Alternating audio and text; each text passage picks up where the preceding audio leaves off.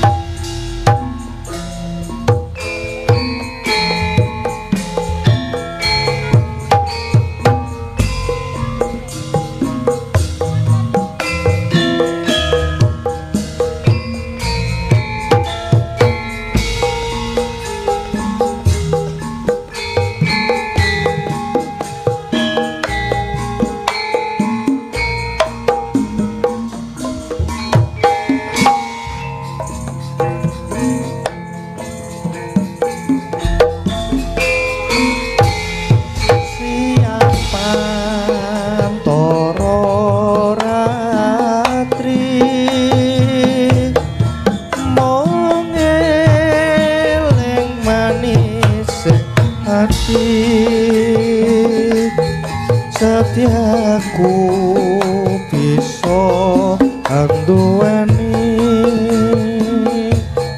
marang sang Hyang Sulaksmi.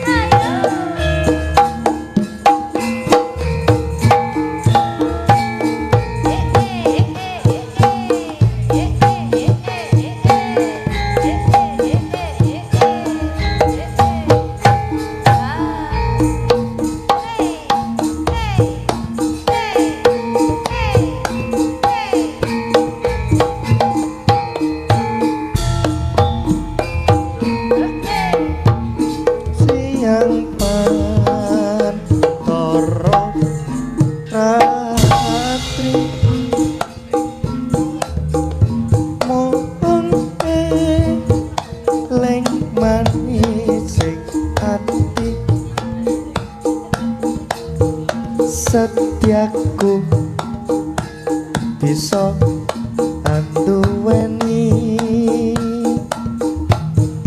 marang sang tiasu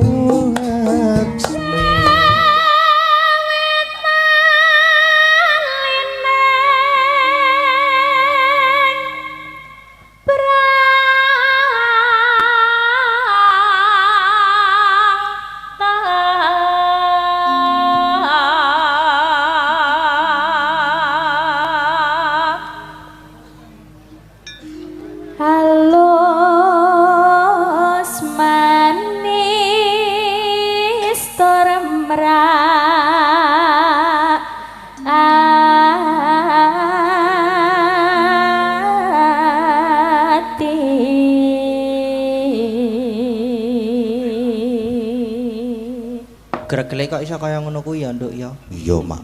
Isih resik ya suarane. Resik banget. Beda karo sing wis tuwa. Eneng kaya apa ya? Apa, Mbak? Aku sing kaya ngene wis tercemar kok ya suarane. Oh, mesti kuwi mambu-mambu. Mambu apa? Ora, kesel suarane Mas tek mene. Kok to? Lagi kesel iki mambu mbakku. Oh, mbakku. Ya wis ya gak diteruske yo malah tekan ngendi-ngendi mongko ka.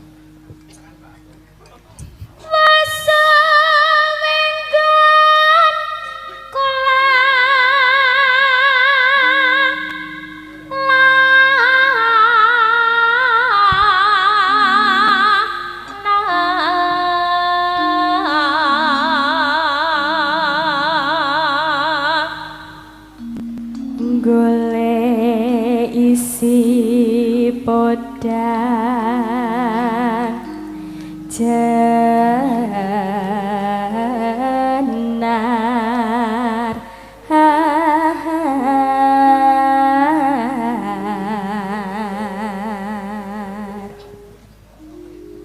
ibu bunga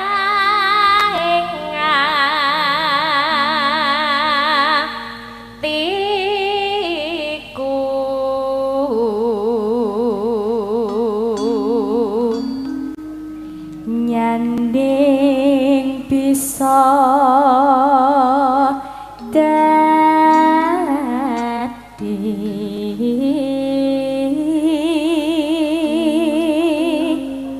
tombo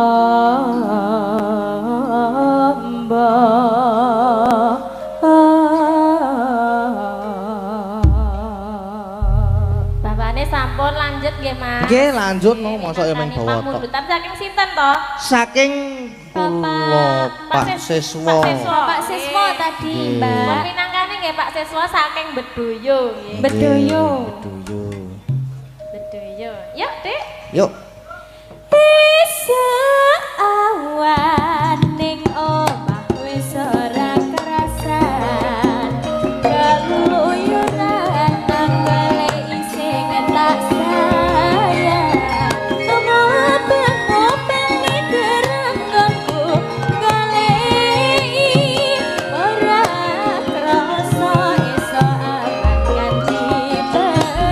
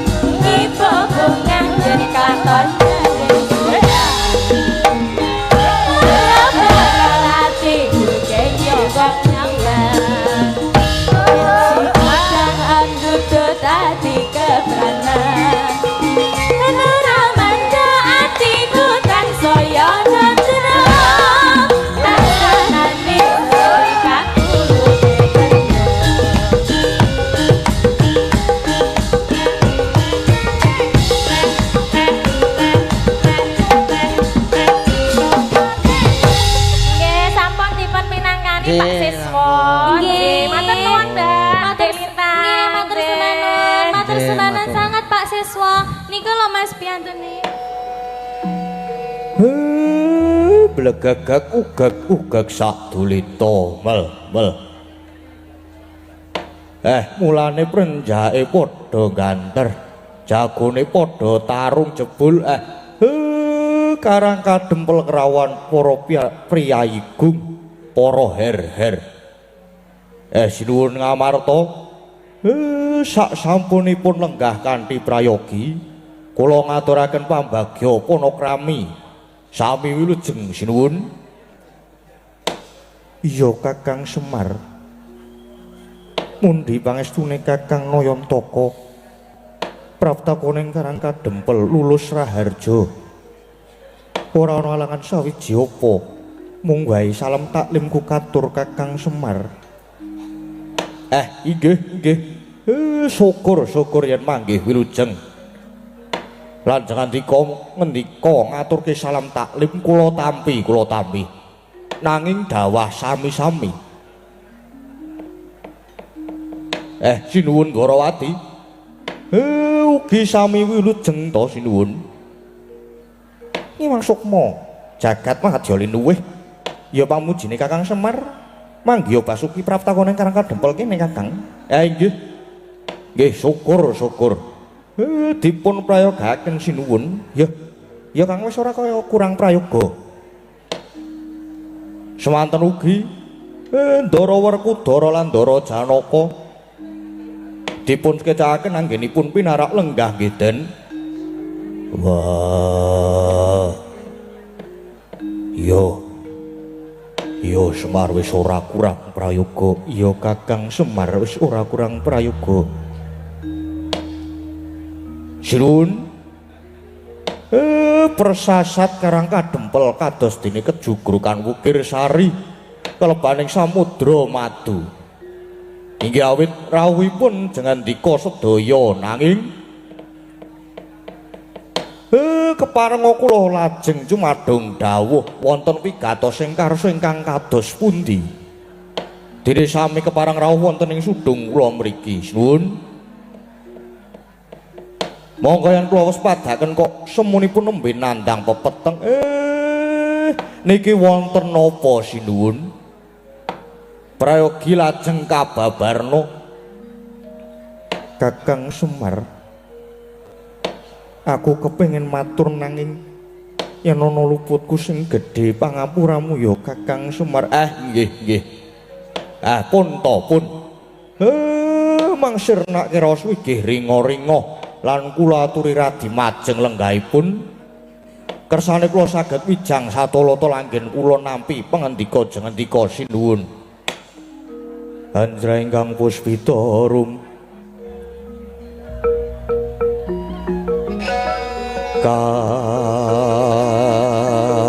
kasiliring samirana mrih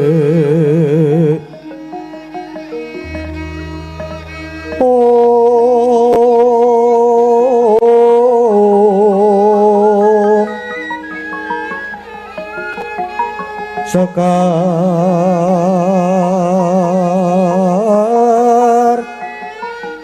kadung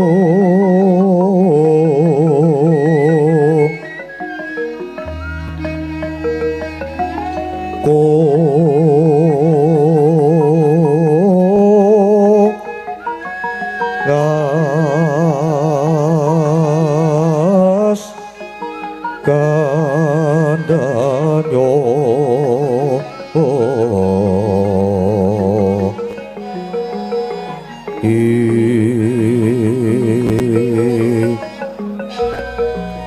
maweh raras retane griya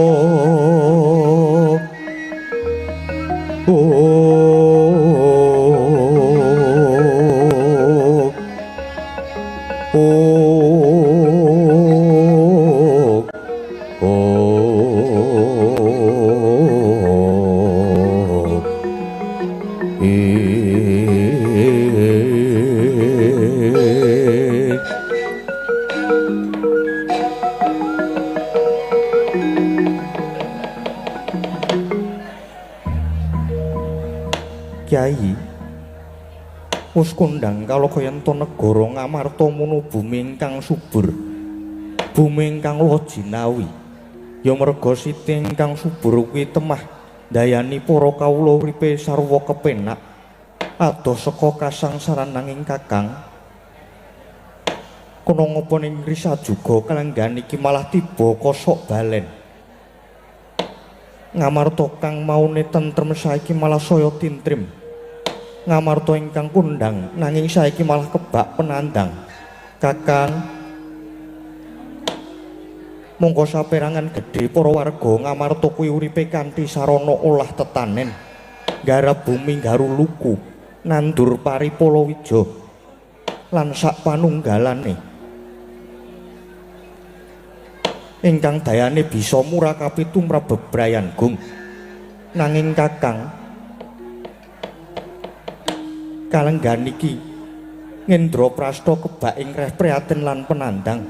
Para among tani padha njerit reriyungan merga wis wola-wali gagar wigar anggone padha panen. Kyai Mara Gage paringa dawuh Pandhawa lan Kurawa Ngamarta kuwi sejatine duwe kaluputan apa Kakang? Nggih. Pun terwaca anggen kula nampi pangandika paduka. Nanging mangke riyin. Nuwun sewu. Pandhawa niku rak nggih wonten sik momong to. Nggih menika sinuwun Dwarawati. Kok boten nyuwun prisa dhateng sinuwun Dwarawati Kresna? Kok boten nyuwun prisa dhateng sinuwun Kresna? Lah kok malah lajeng pasrah dhateng kula? Niku napa mboten klintu sinuwun? Mongko sinuwun Kresna niku nalendra ingkang titis sing pamawas. Kakang Semar, aja kleru ing anarka. Kaya sing wis-wis saektine napa Dwarawati kalah pertitis kelawan Kakang Semar, mula Kresna lan Nyai Puntos Kadang banjur lumarap ana ing Karang Kadempel iki supaya nyadong dawuh pangendikane Kakang Semar. Uga nyadong pitutur luhur ing pangajap bisa mbabar kanugrahan kang gedhe tumrap para Pandhawa lan migunani kanggo bebrayan agung. Mula Kakang Semar, Kresna uga nyadong dawuh, "Wah, Semar, aku uga nyadong pangendikamu." Kakang Semar, Mara Gage paringa pitutur Kakang Semar. Nggih. Rah ning kula dipercaya kula tak matur. Ketang klungsu. Kula badhe nderek udo panemu, wur-wur sembur-sembur. Merga jane niki kula ibaratke kados dene suduk gunting tatu kalih. Krana menapa? Niki critane kula niku rak inggih gadah gegayuhan ajeng bangun desa. Tegese kula ajeng bangun wewengkon lan wewangunan sik wonten desa kula mriki. Lan kula pitados ndika sedaya tartemtu ugi badhe paring pambiyantu lan nyengkuyung. Nang tumrap kula sing luwih wigati napa sing ajeng kula aturke niki mangke pengajap saged kinarya sangu supaya urip wonten ing Madyapada niki kebak katentreman adoh saka memungsuhan. Lan tansah dicaketke dening sanak ruang mitra kawruh kersane rumaket leda seduluran mat sinamat dan daya dinayan bantu binantu margi. Tumrap kula wong urip ning alam padang niki nek duwe mungsuh siji niku pun kakean. Nek duwe sedulur 1000 niku rasane isih kurang. Mila jengendika sedaya rawuh wonten mriki menika malah kaleresan pamrih dimen saya caket kalih paru kawula. Lan iki pinangka tandha manunggaling kawula kelawan Gusti lire para pangarsa pangambating prajaya tansah migatekke para kawulane tegese sing dhuwur ngerti sing nang isor. Neng sing tengandhap nggih sami mestuti sing dadi dawuhe lan sing darpe panguwasa ya aja sewenang-wenang. Margi panguwasa niku mboten dingge nguasani, ning panguwasa niku dingge ngayomi. Pun yen antarane pangarsa lan kawula niku padha manunggal sayek saeka praya, negara bakal dadi kuat lan santosa niku sinuwun. Iya Kakang, kabeh apa ingkang dadi pengendikane Kakang Semar puntosa kadang mung tansah mestuti lan yen pancen Kakang Semar mbangun desa mesti wae puntos kadang bakal sabiyantu Kakang. Nadyan Kresna uga bakal mbiyantu Kakang. Wah, aja iki ya ana bot grepotane Werkudara uga saguh dadi tambak kanggo tombok. Inggih, matur sembah nuwun sanget. Matur nuwun sanget dene paduka sedaya kersa sabiyantu nggen kula badhe mbangun wewengkon. Lah sakniki babagan pengendikan lan pepeteng jengandika kala wau. Ngaten nggih sinuwun. Janipun kula sampun graita, kula sampun krasa yen ngamarta saniki pun benten kalian ngamarta ingkang riyin. Den kathahipun panandhang para kawula ingkang kasangsayan menika inggih awit saking kawontenanipun bumi ingkang boten kuawi lan boten purun babar dhateng wiji ngrembakaning tetanduran kangge srana sandang tedha tumrap sedaya para kawula para warga ing kukuhan negari Ngamarta. Temah bumine saya cengkar lemahe dadi grasak. Para among tani nadyan padha tandur nanging nyatane gagar wigar urung kababar. Lah niki Den niki kedah ditaliti. Merga kabeh mestine wonten sebab musababe. Sinuwun. Sebabe apa Kakang Semar gage tuturana? Nggih kula tak matur ning ampun kaget. Ampun kaget. Niku sedaya sebabe kalenggan niki Mbok Sri Kumarane rejeki niku kesah. Kesah nilar negari Ngamarta. Niku sinuwun. Niku ingkang jalari negari Ngamarta kebaing reh prihatin lan penandang. Pepunden Betari Sri Kumaraning rejeki murca saka negara Ngamarta Kakang Semar. Nggih. Sri Lunga. Si Sri Lunga. Monggo Betari Sri niku dadi simboling boga, dadi simboling kemakmuran. Iya Kakang, banjur apa sebabe Betari Sri Lunga? Betari Sri murca. Lah niku. Mbok menawi para kawula Ngamarta sami kelepian anggenipun sami ngaturaken panuwun dhateng Gusti Ingkang Maha Nasa lantaran Mbok Sri sing wis dadi sarana kamulyan lan murahing sandang pangan tumrap warga agung Ngamarta. Monggo mbiyen Ngamarta niku bumi sing subur, apa wae sing ditandur mesti dadi. Nek saiki malah dadi bumi sing cengkar sing grasak upamane taneman ijo royo-royo. Ning wancine panen mesti dipangan omo. Merga nggih niku wau para kawula klepian boten migatosaken dhateng buminipun. Mula ora mokal nek Mbok Sri Kumarane rejeki lajeng uncat. Ngaten nggih Den, ngaten. Bumi niku nadyan saben dina prasasa didak-idak dening sadengah titah. Nanging bumiku ugi dados sumber panguripan murakapi sagung para titah. Kejaba bumi niki dadi papan panggonan lan ugi saben-saben ditanduri tetanduran ingkang migunani tumraping agesang. Nanging kala mangsane ingkang ngenggoning lan ingkang nandur malah lali Purwadusina kelepian. Kelepian nggone duwe rasa syukur lan rasa panuwun marang Gusti kang peparing. Nah, mula yen bubar panen niku ora ketang mung pisungsun wujude sedekah bumi. Niku ugi pinangka wujud rasa panuwun lan ujube rasa syukur.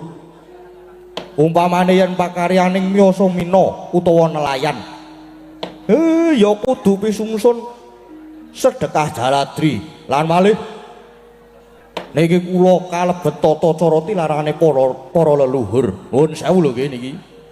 Nuwun sewu, babakan iki mboten ngrembug bab kepercayaan lho. Neng niki ngrembak bab budaya. Lah, budaya niku napa to? Budaya niku angen-angen ingkang babar kaendahan lan ampun ngantos dipun mestani jeneng adat tradisi budaya.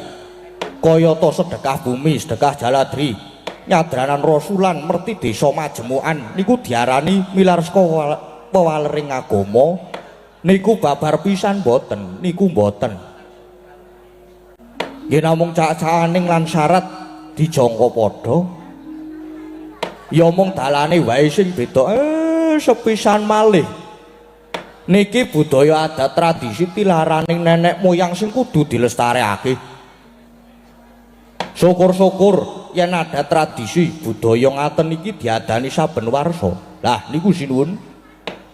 Mula pun to mang titeni mawon, mang titeni. Yen para kawula ngamarta niku sami ninggalke rasa syukur, rasa panuwun marang Gusti.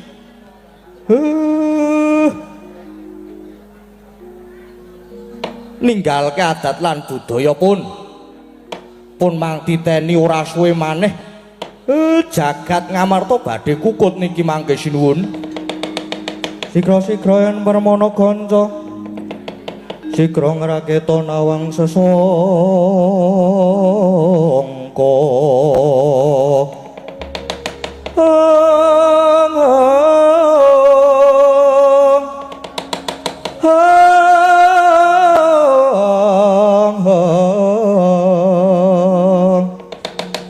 kaya lenggahing sinalin trambek marwa sing sang katriku mulung mangrempak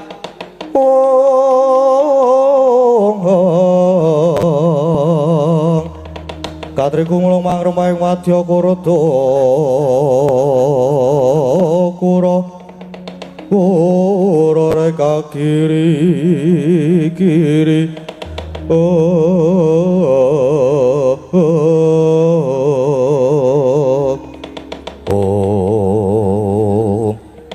aduh kakang banjur prayogane kepiye kakang murih pepunden Mbok Sri Dewaning buga enggal kundur ing Ngamarta. Iya kakang, mongso borong igo pertikele kakang Semar. Wah Semar, piye supayane Mbok Sri enggal bali? Pun sinuwun. Sampun sawetawis jengandika sedaya kula aturi lenggah rumiyin wonten pangeran mriku. Mangke sedaya kula ingkang badhe ngregenaken lan budidaya mrih kunduring Betari Sri. Nanging sedaya mawon kula aturi suminggah rumiyin. Margi sajae niki karang kadempel ajeng wonten dayoh niki. Yen jengandika niki sami lenggah wonten mriki, mangke ndak malah gelo penggali dayoh niki mangke. Iya kakang, aku tak nunut lunggana mburi ya kakang. Nggih, monggo sami suminggah riyin ndara selak teka niki dayoh.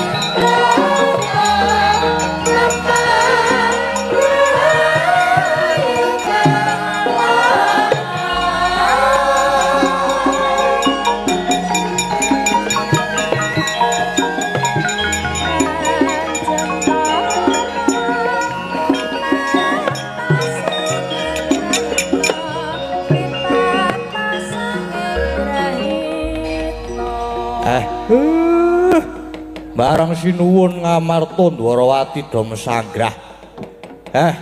Gareng Petruk Bagong Jurpati jedul. Mau kok do ora melu sowan. Ora melu dadi siji ning kene iki do ngopo? Nangke to, Pak.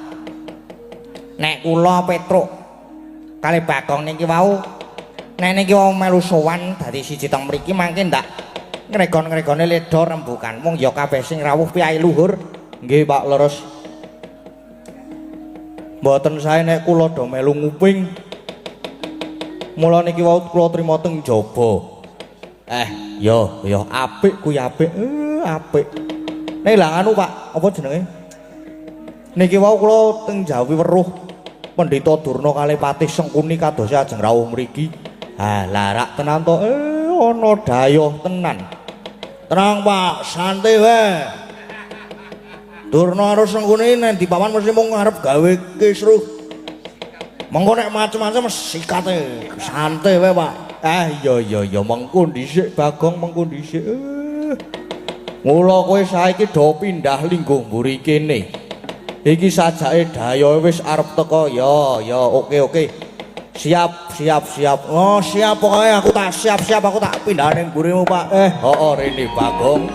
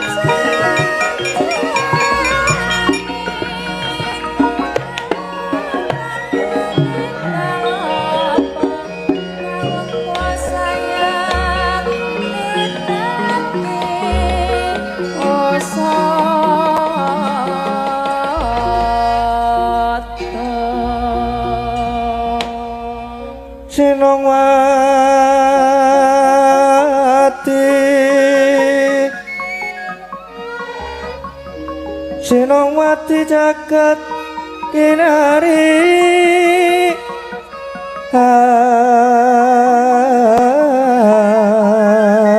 amo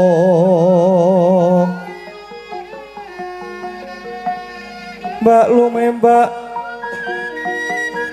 ombak ing samudra